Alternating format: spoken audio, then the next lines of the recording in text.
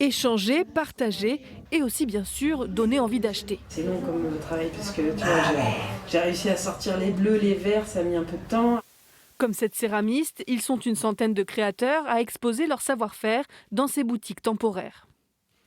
On a envie de transmettre, de partager nos techniques et de faire comprendre aux gens aussi le côté caractéristique de notre travail.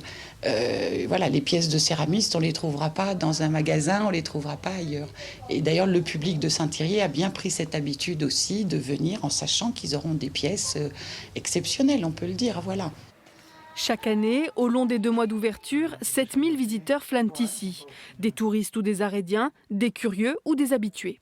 On aime beaucoup la céramique et le travail des céramistes. Donc, On en a un petit peu partout chez nous. On a les feuilles. Jean-Louis Puy-Vif. Oui, Ouais, on oui. en a dans le jardin. Enfin, voilà, on achète à chaque fois des petits. Mm. Il y a des paniers en osier qui me font de l'œil depuis des années. Là-bas aussi, je finirai bien par craquer un jour. Voilà. L'idée de départ est d'investir les locaux commerciaux vides et de leur offrir une seconde vie pendant l'été. Mais en plus d'une décennie, la donne a un peu changé. Avec la rénovation des centres-bourgs et peut-être aussi avec l'impulsion des boutiques éphémères, de nombreux nouveaux commerçants se sont installés. Du coup, on est amené à chercher plus loin et davantage. À l'écart du centre historique de Saint-Thirier, l'ancienne sous-préfecture abrite par exemple 4 des 12 boutiques éphémères, autant de cavernes d'Ali Baba chargées de petits trésors.